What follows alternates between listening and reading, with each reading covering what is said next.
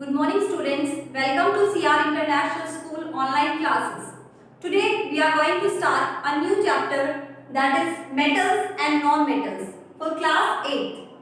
देखिए एलिमेंट्स जो है उसके बारे में हमने स्टडी किया है कि एलिमेंट्स को दो पार्ट्स में क्या किया गया है, क्लासिफाई किया गया है. So which are these are metals and non metals. Elements को क्लासिफाई किया गया है दो पार्ट्स में, metals and the other one is non metals. अब हमें इस चैप्टर में मेटल्स और नॉन मेटल्स की प्रॉपर्टीज के बारे में क्या करना है, स्टडी करना है. इसमें हम फिजिकल प्रॉपर्टीज के बारे में भी स्टडी करेंगे और केमिकल प्रॉपर्टीज के बारे में भी स्टडी करेंगे.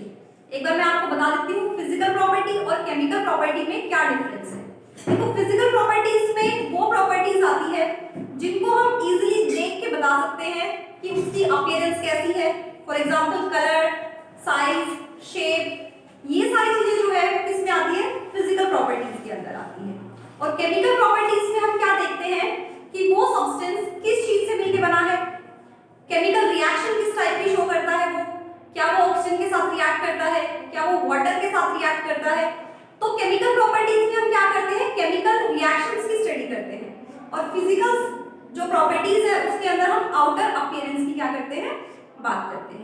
अब देखो मेटल्स और नॉन मेटल्स की सबसे पहले हम कुछ जनरल प्रॉपर्टीज पढ़ लेते हैं जिससे हमें थोड़ा आइडिया मिल जाए कि मेटल और नॉन मेटल के बीच में क्या डिफरेंस है, दोनों को किस तरीके से कैटेगराइज किया गया है. अब देखिए सबसे पहले हम जनरल प्रॉपर्टीज पढ़ेंगे मेटल्स की. अब मेटल्स कुछ प्रॉपर्टीज शो करते हैं. For example first property is malleability. First property क्या है, मैलिएबिलिटी. अब देखो मैलिएबिलिटी क्या होती है, it is the property of metal,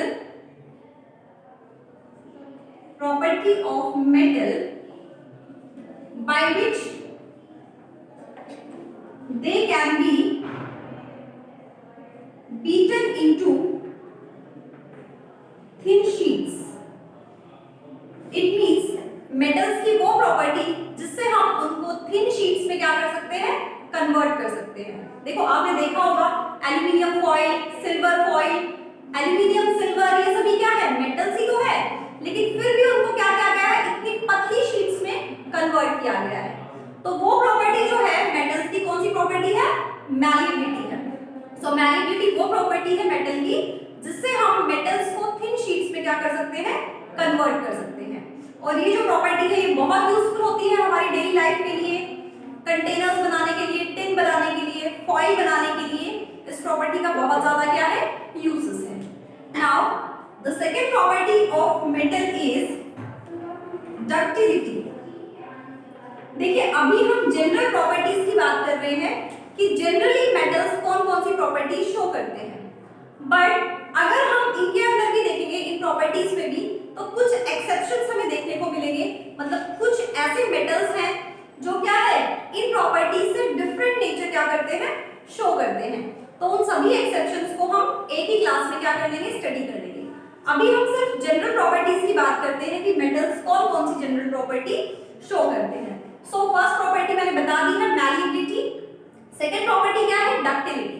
so what is ductility, it is also property of metal, property of metal by which it can be converted into thin wires.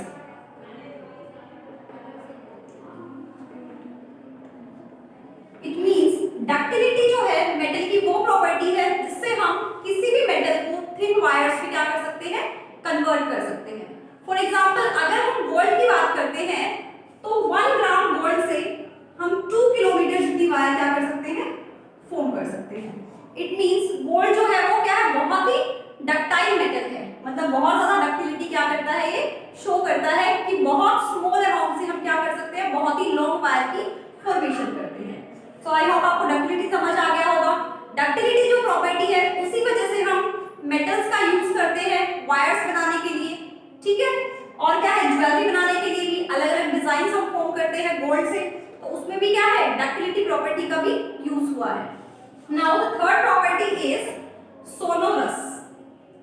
Sonorous या फिर हम इसको sonority भी बोल सकते हैं, सोनोरिटी. अब देखो सोनोरिटी या सोनोरस क्या है,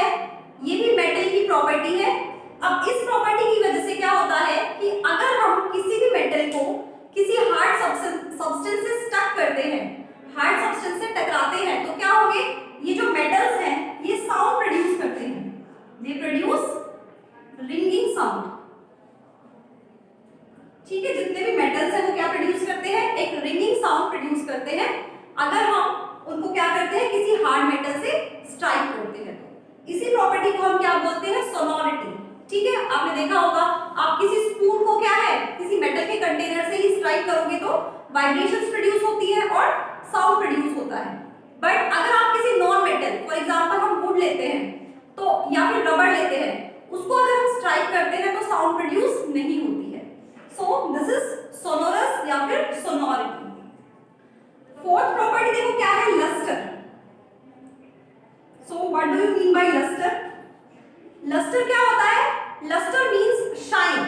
ठीक है, shining property of metal, shining property of metal is called as lustre. मतलब वो प्रॉपर्टी जिससे मेटल्स जो है वो क्या करते हैं, शाइन करते हैं, इसलिए हम इसको क्या बोलते हैं, लस्टर। या फिर हम ये बोल सकते हैं metals are lustrous in nature. ठीक है, मेटल्स क्या होते हैं, लस्टर प्रॉपर्टी जो है वो शो करते हैं। अब देखिए चार प्रॉपर्टी पढ़ी है, मैलिबिलिटी, डक्टिलिटी, सोनोरस और lustre. Now the fourth property, sorry fifth property is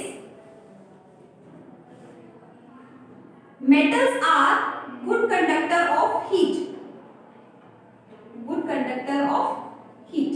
अब इसका मतलब क्या है कि अगर हम किसी भी मेटल की रोड को एक साइड से हीट करते हैं, अगर हम उसका एक एंड हीट करेंगे तो दूसरा एंड जो है वो अपने आप क्या हो जाता है, हीट हो जाता है।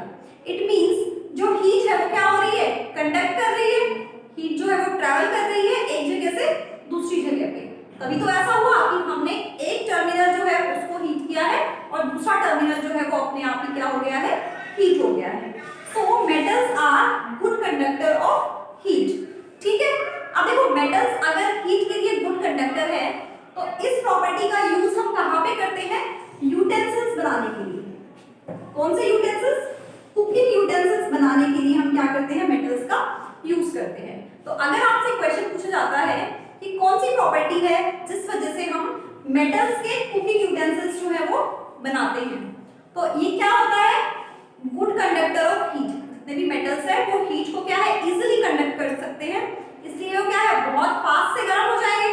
अब जितनी जल्दी जो है वो हीट अप होंगे उतनी ही जल्दी खाना प्रिपेयर होगा ना, तो इसीलिए क्या होता है, मेटल्स का यूज करते हैं हम कुकिंग यूटेंसिल्स बनाने के लिए। Now the sixth property is they are good conductor of electricity, good conductor of electricity।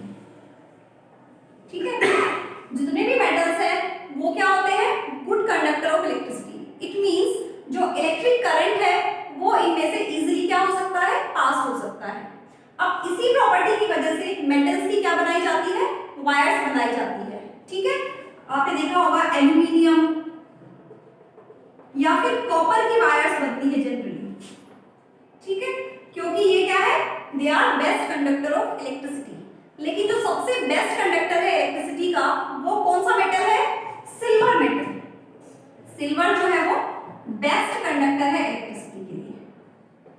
अच्छा, अगर सिल्वर बेस्ट कंडक्टर है तो हम सिल्वर का यूज क्यों नहीं कर सकते, जो वायर्स बनाते हैं उसके लिए सिल्वर का यूज क्यों नहीं करते। देखो सिल्वर क्या है, चांदी। सिल्वर बहुत ही एक्सपेंसिव होता है।